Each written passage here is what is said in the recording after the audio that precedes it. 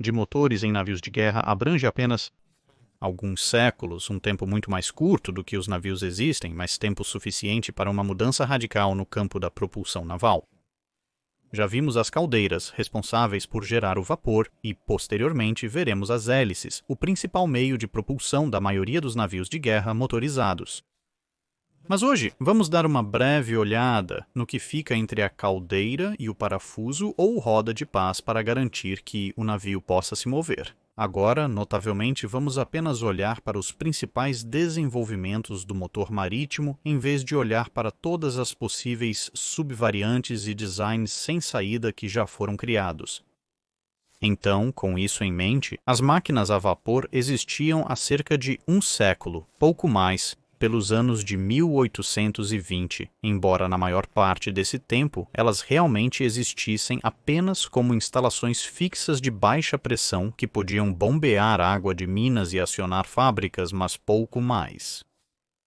Mas o amanhecer do século XIX viu vários avanços no aumento da pressão que poderia ser usada em motores a vapor, e isso por sua vez deu uma saída de potência muito maior para um determinado tamanho de motor, e isso começou a tornar a ideia de um motor que era pequeno e poderoso o suficiente para ser usado em uma plataforma móvel, em vez de uma instalação fixa um pouco mais viável, e devido em parte ao fato de que, bem, os navios são simplesmente muito maiores, os navios seriam a primeira aplicação dessa tecnologia, com vários navios a vapor experimentais começando a ser concebidos no final dos anos 1700. Mas o primeiro uso de energia a vapor em uma aplicação militar provavelmente foi a bateria flutuante movida a remo demólogos, mais tarde Fulton, que foi desenvolvida para, mas não concluída durante, a Guerra de 1812 em nome da Marinha dos Estados Unidos da América. Porém, sua natureza a limitava efetivamente ao porto. O uso pleno da energia a vapor no mar teria que esperar até a implantação de navios como o Her Majesty's Ship Comet, um rebocador movido a remo lançado em 1822, juntamente com outros pequenos navios como o Monkey, que deslocava cerca de 210 toneladas e que usava motores a vapor de Boulton e Watt com cerca de 80 cavalos de potência nominal. Alguns desses motores tinham 2 cilindros e podiam funcionar a talvez uma revolução a cada 2 segundos. O Monkey foi seguido em serviço pelo Active Key. Também tinha 80 cavalos de potência nominal e depois o Lightning em 1823, que tinha 100 cavalos de potência nominal. Os primeiros navios a vapor eram usados principalmente para reboque e propósitos gerais de porto e costa. Não poderiam ser considerados navios de guerra de fato. Todos esses navios eram movidos por rodas de paz. As limitações em termos de vulnerabilidade percebida e a quantidade de espaço ao longo do lado que as pás ocupavam significariam que um navio de guerra completo destinado à linha de batalha movido a vapor teria que esperar um pouco. Mas esses primeiros navios usavam algumas das primeiras formas de motor a vapor equipado em um navio de guerra, o motor de alavanca lateral. Isso foi um avanço em relação ao motor de viga ancestral dos outros tipos.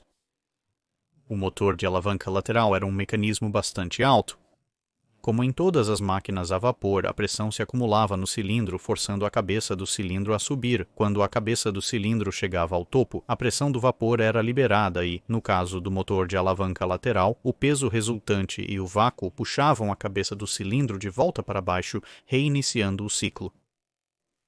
No motor de alavanca lateral, a cabeça estava conectada a uma haste que levantava uma extremidade de uma grande alavanca de ferro, ou às vezes duas, para fins de equilíbrio. Isso então faria a outra extremidade da alavanca subir ou cair em oposição, e isso, por sua vez, estava conectado através de mais metal a um virabrequim, que gerava o movimento rotacional em comparação a um motor de viga, onde a alavanca era montada bem alta em um motor de alavanca lateral. As alavancas pesadas eram montadas muito mais baixo, o que dava ao motor inteiro um centro de gravidade bastante baixo e tornava a coisa toda um pouco mais curta no elemento vertical. Isso era importante em um navio de guerra tanto para estabilidade quanto para considerações táticas.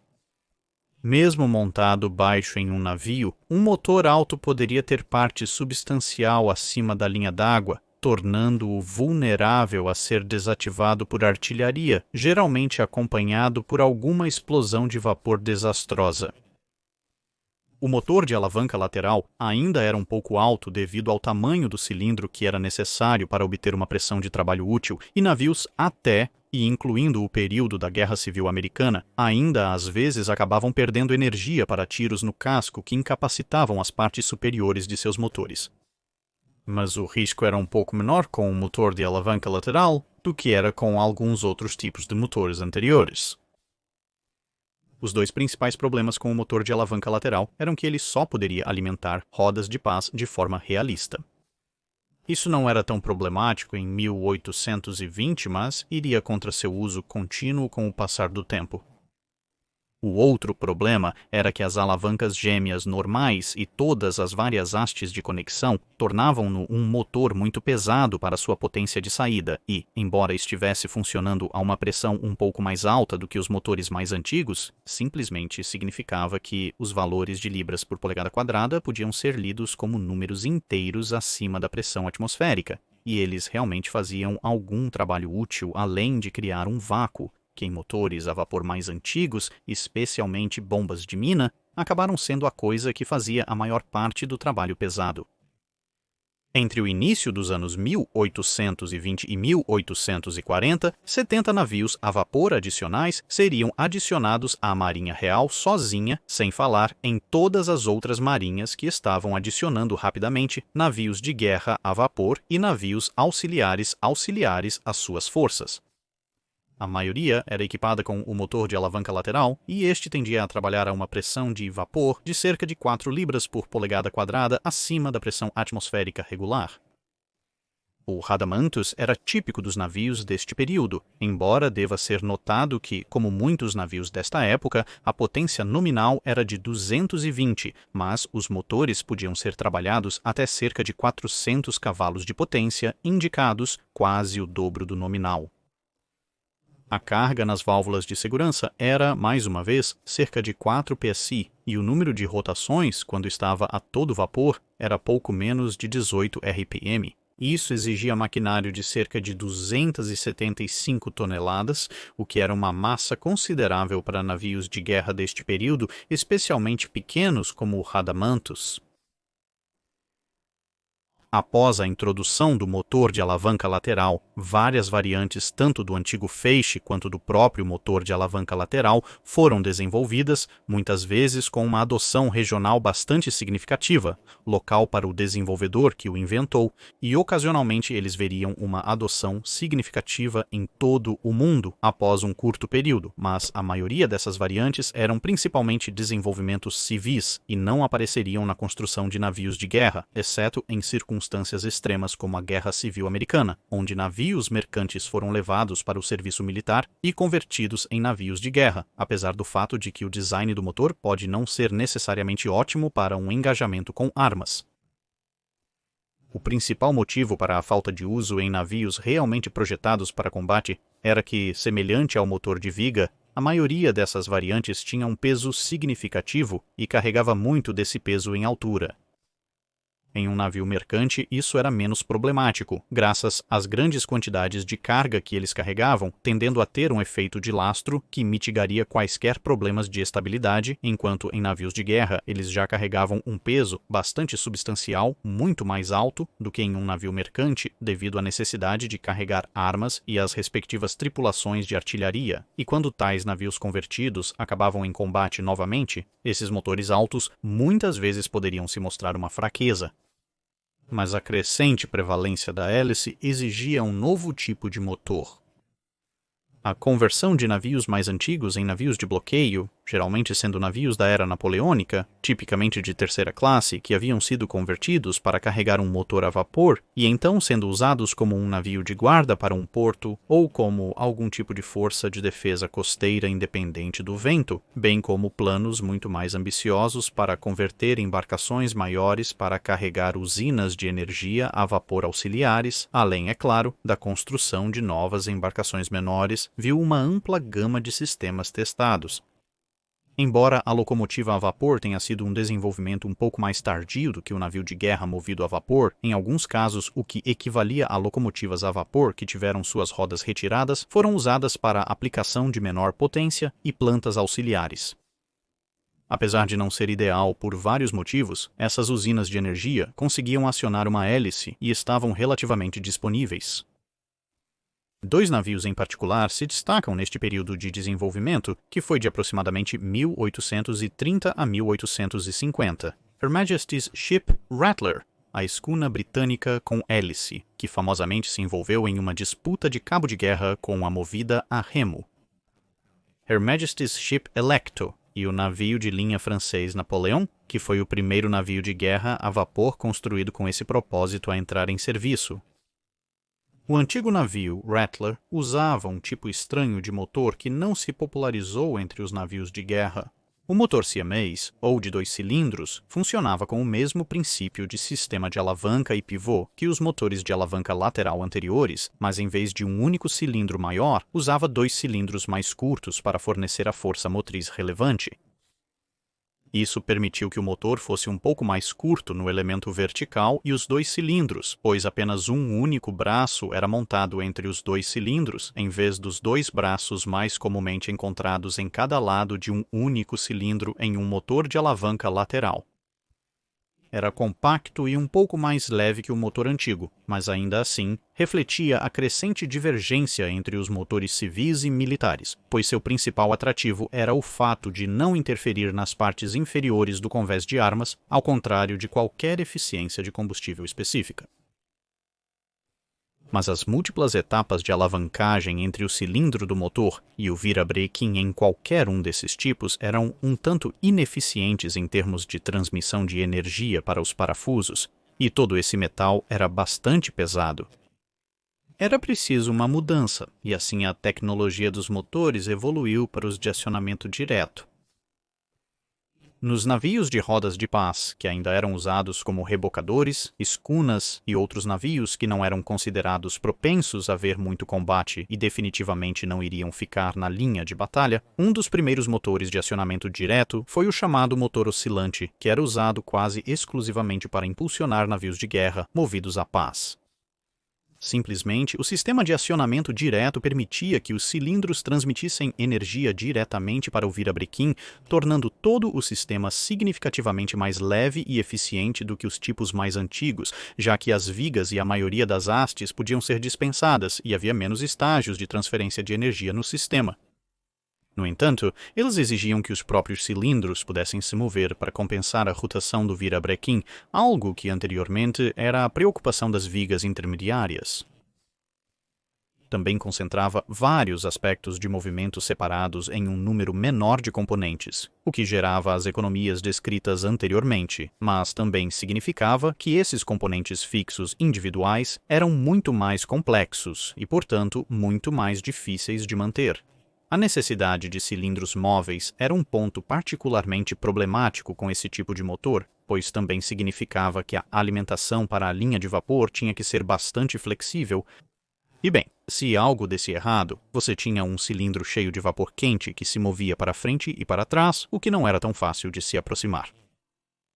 O outro problema era que as rodas de paz precisavam girar um pouco mais devagar do que os parafusos, e os motores haviam sido projetados para esse nível de rotação.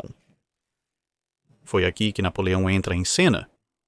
Embora ela não tenha sido o primeiro navio a introduzir o motor de acionamento direto, o uso de um para acionar um parafuso em um grande navio de guerra apresentou o problema de usar um motor que tinha um conjunto relativamente baixo de rotações por minuto, com uma hélice que precisava ir um pouco mais rápido do que isso para conseguir mover o navio a uma velocidade apreciável.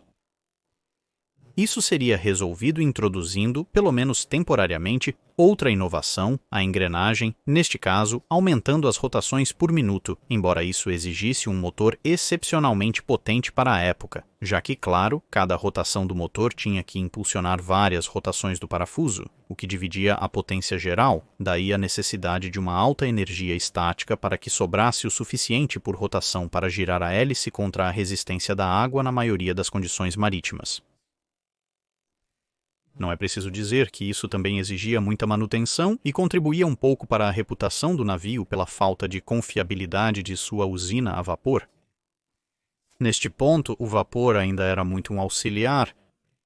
O uso massivamente ineficiente do poder das caldeiras e suas pressões, pelo menos pelos padrões posteriores, muito baixas, significava que um navio queimaria qualquer estoque razoável de carvão muito antes de chegar sequer à metade do que um navio movido a vela poderia fazer, já que eles dependiam principalmente de quanto alimento e água carregavam, e portanto todos, exceto os mais costeiros, ainda carregariam um conjunto completo de velas e continuariam a fazê-lo por bastante tempo. Para viajar qualquer distância substancial a vapor, os navios precisariam ser muito, muito maiores, explorando a lei do cubo quadrado para aumentar desproporcionalmente sua capacidade de armazenamento de carvão, o que levaria, pelo menos no mundo civil, à construção do SS Great Eastern. Mas como ela custou mais do que o dobro da quantidade de qualquer dois dos maiores navios a vapor que você pode encontrar juntos e que, apesar de basicamente não haver custo envolvido em armar o Great Eastern, já que, você sabe, ele realmente não carregava tanto armamento, esse tipo de tamanho de navio não era um caminho viável para o design de navios de guerra, não importa quão generoso fosse o seu orçamento. Em vez disso, o motor de tronco seria desenvolvido. Uma das maneiras de melhorar a confiabilidade era ter um curso de potência mais longo, pois isso distribuía a força exercida sobre os componentes móveis por uma distância maior, e assim mantinha a tensão nos componentes individuais baixa. Mas isso era contrário à necessidade dos navios de guerra de manter os níveis do motor abaixo da linha d'água, e então a solução, parece simples no papel, mas era relativamente difícil de realizar na prática. Era deitar a coisa toda de lado, e agora você poderia, dentro dos limites das dimensões do navio, ter um curso de potência tão longo quanto quisesse. Pare de rir lá atrás, sem quaisquer problemas de fogo vindo de cima, pois a largura do cilindro agora era, tecnicamente falando, a altura do cilindro, o próprio cilindro poderia ser feito um pouco maior. Isso permitiu que a biela na cabeça do cilindro oscilasse dentro do próprio curso do cilindro. Isso permitiu que o cilindro fosse fixo novamente, em vez de se mover no motor de acionamento direto oscilante, melhorando a confiabilidade. Capaz de atingir os tipos de velocidades que seriam necessárias para operar uma hélice sem engrenagem, eles alimentaram a última geração de navios de parafuso de madeira e também encontraram um lugar nos primeiros encouraçados. O Her Majesty's Ship Warrior, outro navio crucial, estava equipado com esse tipo de motor. A princípio, o motor de tronco era um equipamento bastante substancial, em parte devido à busca por confiabilidade e requisitos de baixa manutenção, que são características-chave dos motores militares sempre que possível. No entanto, as pressões da guerra muitas vezes levam à inovação, e trabalhando a partir de uma base bastante sólida de tecnologia de motores nos anos 1850, não apenas o motor de tronco entraria em serviço generalizado, mas como resultado da Guerra da Crimeia, em particular, também se provou possível torná-lo consideravelmente menor, aumentar a pressão de trabalho e aumentar a velocidade de rotação. Isso foi em grande parte graças a um pedido da Marinha Real para dezenas de canhoneiras movidas a vapor cujo pequeno tamanho necessitava de um motor menor, e para o qual este novo motor foi produzido em massa, o que também acabou reduzindo o custo por unidade, e levou a uma série de peças sobressalentes uma vez que as próprias canhoneiras foram colocadas em galpões e, em sua maioria, esquecidas, à medida que a Guerra da Crimeia chegava ao fim, e isso, por sua vez, significava que o motor de tronco, tanto em suas configurações grandes quanto menores, se tornou muito comum tanto no mundo militar quanto civil por várias décadas, até que o avanço de novas tecnologias os tornou incapazes de competir. Uma variante ainda menor que usava 2 cilindros para gerar a potência combinada de um único maior foi desenvolvida para uso em monitores americanos durante a Guerra Civil Americana. Isso foi feito puramente para reduzir a altura total ao mínimo absoluto possível, pois os motores precisavam caber nos cascos de calado extremamente baixo e borda livre baixa dos monitores da era da Guerra Civil Americana. No entanto, a complexidade adicional desse tipo para a mesma potência significava que eles realmente não eram muito usados fora desse nicho bastante específico. Após o sucesso do motor de tronco, uma série de outros motores montados horizontalmente foram desenvolvidos por empresas familiarizadas com o estilo mais antigo de construção de motores, mas estes tendiam a ser efetivamente um design anterior, geralmente um dos altos, só que agora deitado. Isso tinha certas vantagens em termos de comunalidade de peças e confiabilidade, mas veio à custa da eficiência. Eles também tendiam a ter um peso adicional considerável e uma menor potência de saída devido à reintrodução de mais das hastes e alavancas intermediárias, como visto nos motores navais mais antigos, e isso significava que esses motores geralmente só seriam instalados em navios de guerra onde a energia a vapor era vista como uma forma de propulsão necessária, mas altamente auxiliar e, assim, o custo da maquinaria era muito mais importante do que a eficiência específica ou o alcance, então muitos canhoneiras compostas, escunas compostas, corvetas e similares seriam equipados com esses tipos de usinas de energia mais baratas, mas menos eficientes. Durante este período de desenvolvimento em navios de guerra de linha completa, no entanto, houve um grande avanço na tecnologia de motores. Como mencionado no início, os primeiros motores a vapor usavam vapor para alimentar um ciclo do motor e o vácuo que ficava em sua ausência, juntamente com geralmente uma mistura de gravidade e momento, mantinha-o funcionando através do outro ciclo. Mas essa também era outra área de ineficiência, e comensurável com o crescimento do navio de guerra a vapor, veio a invenção do motor a vapor de dupla ação, no qual o vapor era alimentado em ambas as extremidades do cilindro, alternadamente, dependendo de onde estava a cabeça do cilindro, garantindo potência tanto no curso ascendente quanto no descendente, e assim aumentando a saída geral do motor. Com o passar do tempo, os navios também ficaram consideravelmente maiores, e isso significava que havia espaços de engenharia maiores, e assim mais volume subaquático, e isso, por sua vez, permitiu que os motores voltassem a ser principalmente, ou em alguns casos totalmente, verticais, sem comprometer a durabilidade do navio em combate, já que ainda estariam abaixo da linha d'água. Além disso, durante o período desde a introdução do motor de tronco até o ressurgimento do tipo vertical, as pressões do vapor vinham subindo constantemente de cerca de 30 psi acima da atmosfera para cerca de 60 psi, o que significava que para a maioria dos navios, a potência disponível para seus motores havia aproximadamente dobrado. Como os princípios gerais por trás dos motores a vapor equipados com cilindros agora estavam bastante estabelecidos, a última parte do século XIX veria a eficiência do uso da potência fornecida pelas caldeiras aumentar.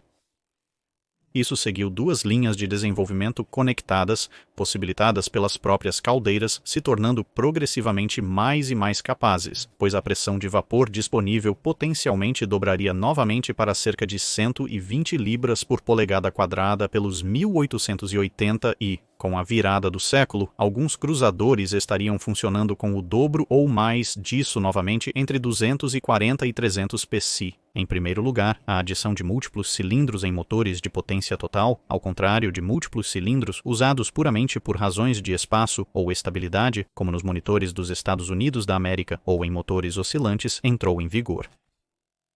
O segundo foi o uso de múltiplas etapas de expansão. Isso foi possível pelo aumento mencionado na energia presente no vapor. Embora experimentos com várias ideias estivessem em andamento quase desde que os navios de guerra carregavam motores a vapor, a ideia era essencialmente que quando o vapor saía do cilindro no final do ciclo de potência, normalmente a energia voltaria através de um condensador e, assim, de volta às caldeiras, mas ainda havia uma quantidade que poderia ser utilizada se a restante fosse alta o suficiente para realizar algum trabalho útil. E assim, se em vez de ir direto para o condensador, esse vapor fosse alimentado em outro cilindro de baixa pressão, que poderia então fornecer alguma força adicional ao eixo da hélice, o vapor, agora com muito mais energia removida dele, então seria capaz de retornar ao condensador. Normalmente, o primeiro cilindro de alta pressão seria menor que o subsequente cilindro de baixa pressão, que contabilizava a expansão final do vapor, e isso permitia algumas opções diferentes. ao usar vapor no mesmo estado de energia inicial de antes, fresco da caldeira, porque você poderia extrair mais dessa energia, você poderia aumentar a eficiência. Na verdade, você poderia até mesmo diminuir a energia na alimentação original de vapor e queimar menos combustível até certo ponto, pois acabaria com quase a mesma quantidade de energia indo para o parafuso como com um motor de expansão única, já que está extraindo mais dessa menor quantidade de energia.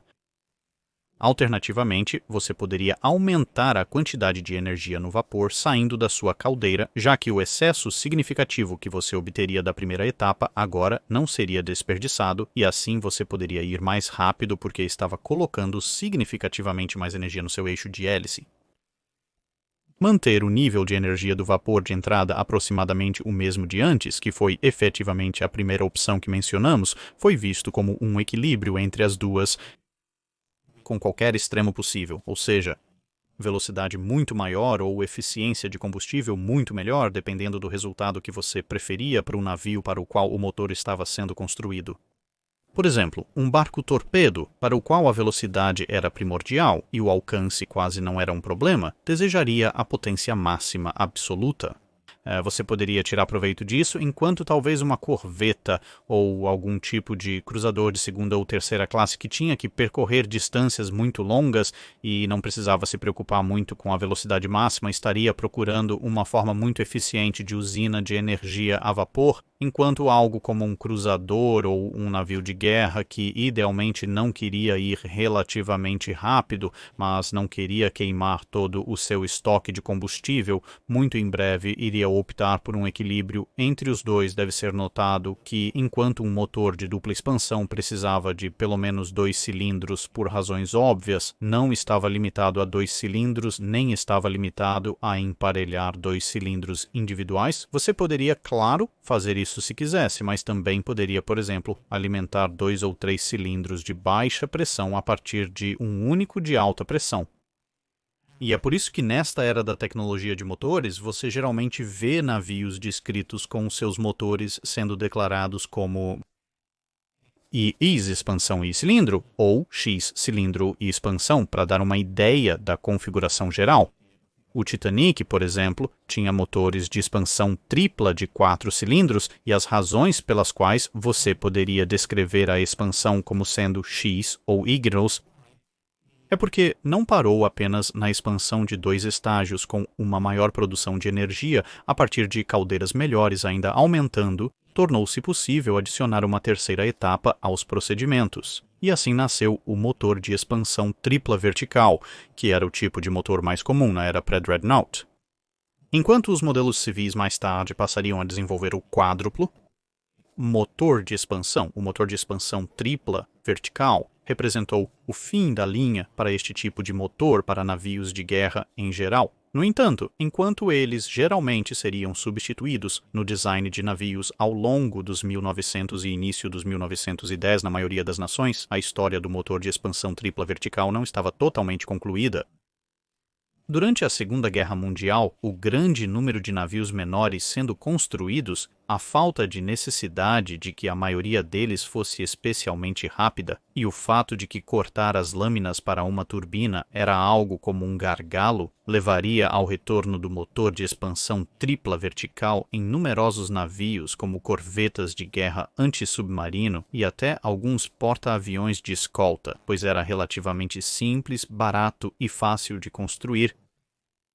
E assim, manteve uma circulação bastante ampla no mundo mercantil civil e seus fornecedores, onde velocidades acima da média de nós raramente eram necessárias e até aquele ponto, melhorias menores na tecnologia do motor permitiram que os navios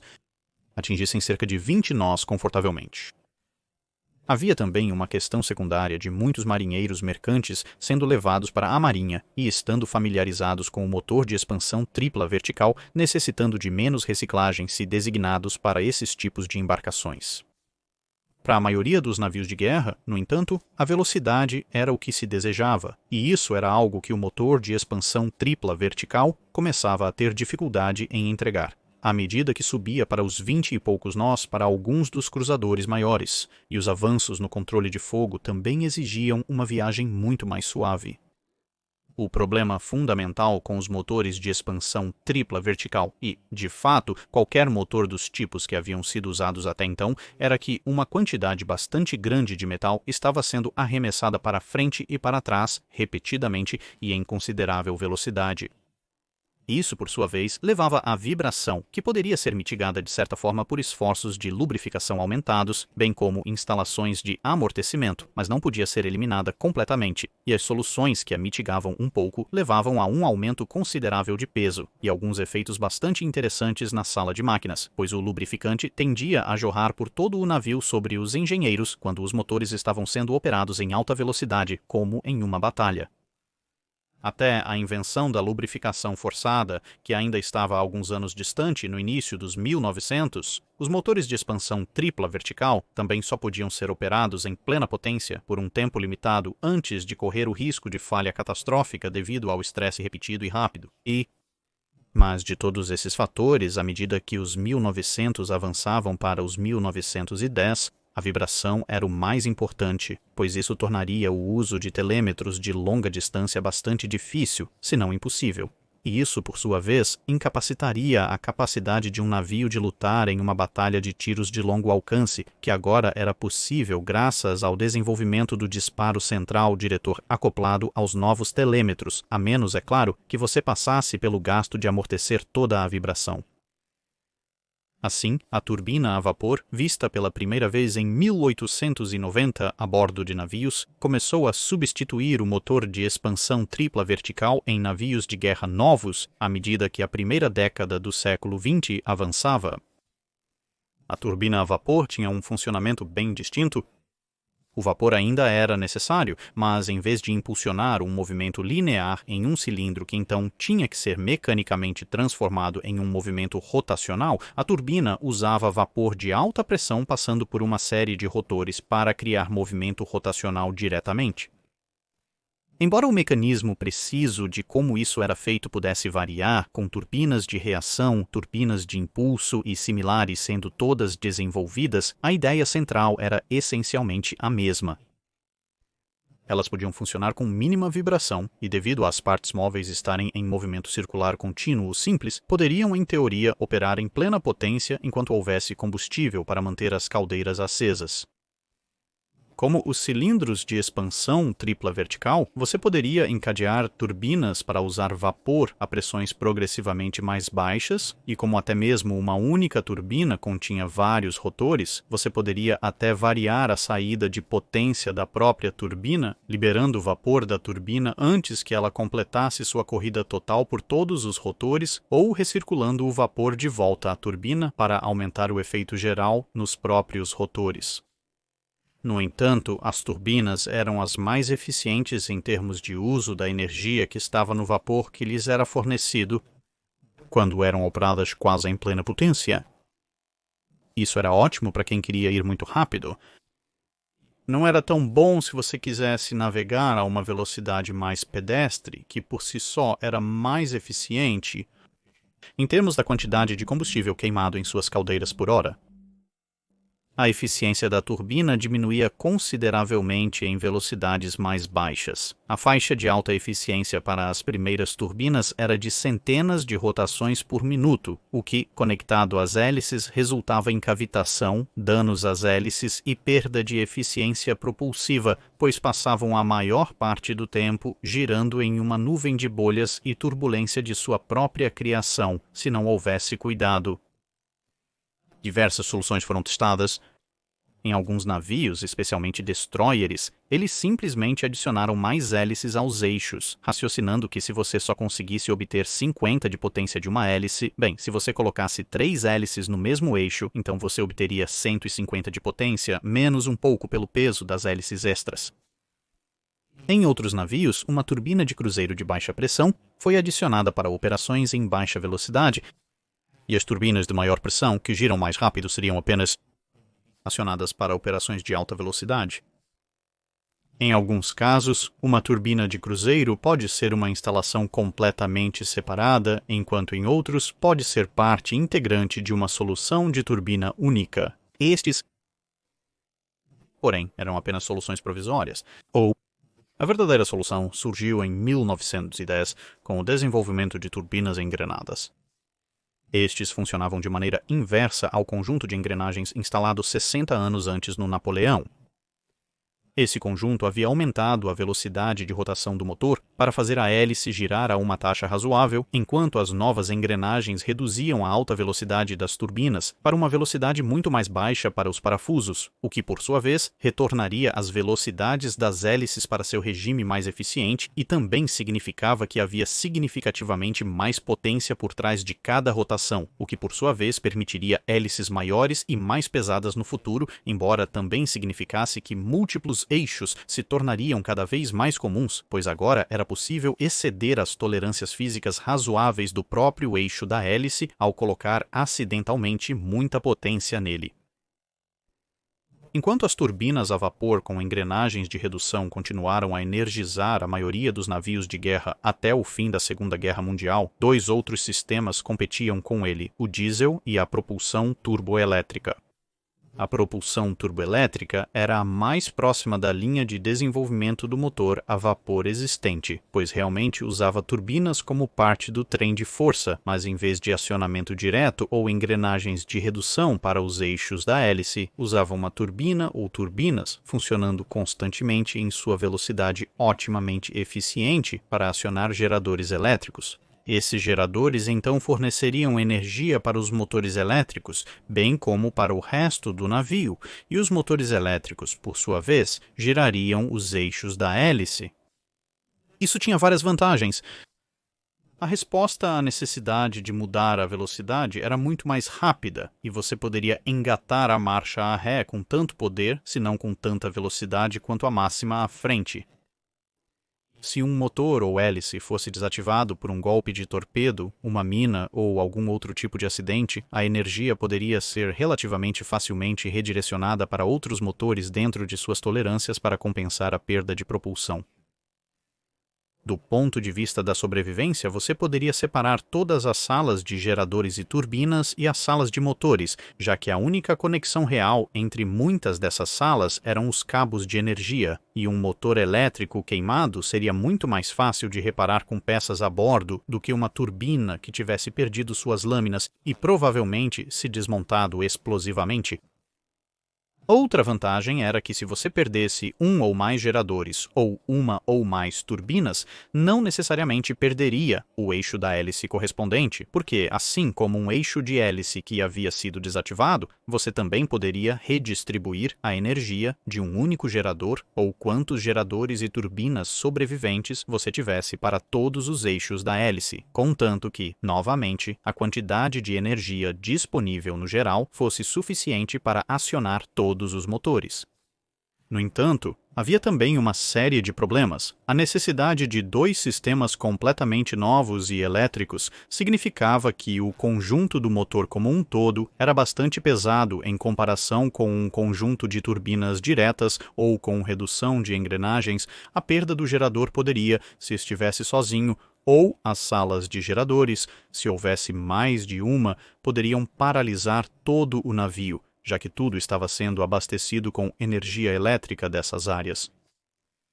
Os sistemas elétricos poderiam ser muito mais suscetíveis a danos por choque do que as turbinas relativamente sólidas, embora, para ser justo, se um choque tivesse atingido seus espaços centrais de maquinário, você provavelmente teria problemas maiores para lidar do que o fato de seus motores terem acabado de ficar offline, mas havia, claro, a outra coisa que, no caso de danos de combate que resultassem em inundações, as turbinas relativamente robustamente encapsuladas poderiam e, em alguns casos, continuaram a operar as hélices, mesmo com o navio afundando nas ondas. Enquanto os perigos de grandes quantidades de corrente elétrica, possivelmente também incluindo cabos danificados em um navio de aço que estava enchendo rapidamente, com água salgada, realmente precisam de qualquer outra qualificação. Em alguns navios, no entanto, também era possível encurtar os eixos da hélice e isso era uma vantagem, pois os motores simplesmente poderiam ser montados mais para trás no navio. Mas, em navios de guerra, essa oportunidade era limitada devido à necessidade de manter os espaços de maquinário dentro da cidadela do navio, que idealmente não se estenderia além da torre mais à ré. A eficiência também era um ponto de contenda. Por um lado, a turbina era capaz de funcionar constantemente em velocidades ótimas, o que melhorava a eficiência, e, comparado à tração direta, as hélices também giravam de maneira muito eficiente. No entanto, comparado a um bom conjunto de turbinas com redução de engrenagem, que também permitia amplamente essa diferença de velocidade de rotação entre a turbina e a hélice, a tração elétrica turbo não podia competir, simplesmente porque qualquer mudança de energia de um estado para outro não é 100% eficiente e assim a energia sempre será perdida na transição. Em um navio com redução de engrenagem, as perdas de energia desde o momento em que a energia térmica do vapor é transformada em energia cinética rotacional no eixo são bastante simples e mínimas. Há uma pequena quantidade perdida por atrito e desgaste físico na engrenagem e então a energia está no parafuso em um navio com tração elétrica turbo.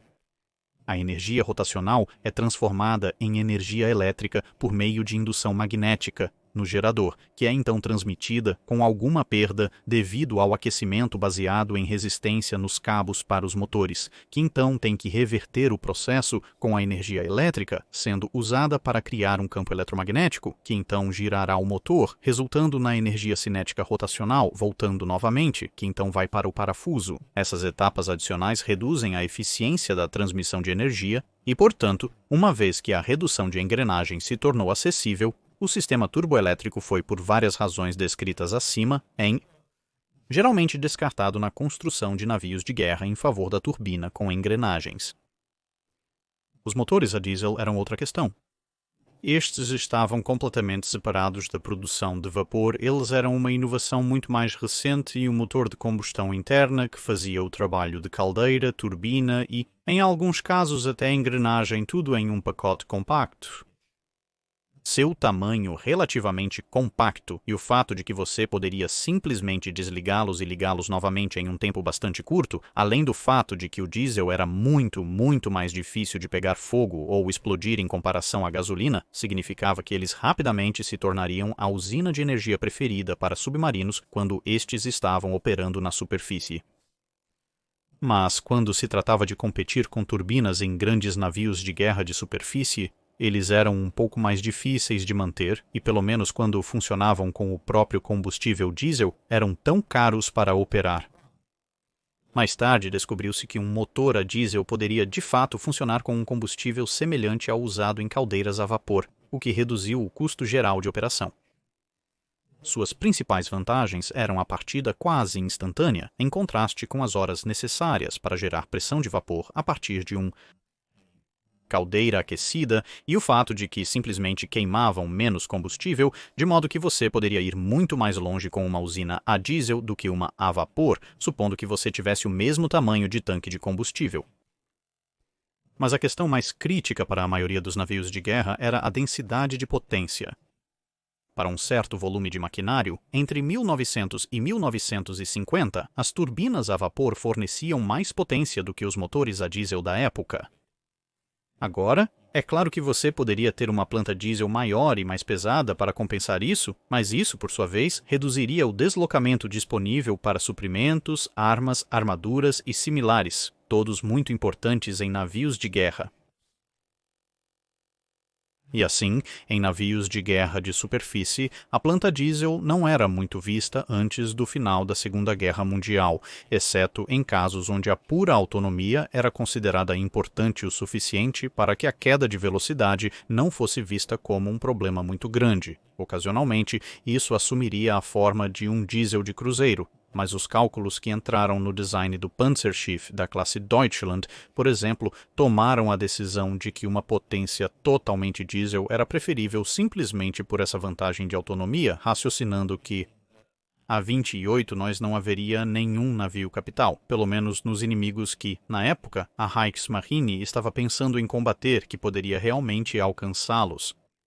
Acabou por ser possivelmente não a decisão mais sábia. em retrospectiva, mas você pode desculpá-los dado o tempo em que a classe Deutschland estava sendo projetada, e assim concluímos nossa breve olhada nos vários tipos de motores marítimos que estavam envolvidos na propulsão de navios de guerra desde a concepção do navio de guerra propulsado até o final do período que o canal cobre logo após a Segunda Guerra Mundial. É claro que continuariam a haver mais avanços na energia nuclear, turbinas a gás e propulsão diesel-elétrica em navios, propulsão de turbinas a diesel em navios e todos os tipos de outras coisas maravilhosas e divertidas, mas isso é para um canal que cobre a última parte do século XX e além, é claro que você provavelmente estará perguntando, agora que cobrimos caldeiras e então os motores. Bem, a próxima coisa lógica a cobrir são as hélices que pegam a saída desses dois mecanismos e realmente empurram o navio através da água,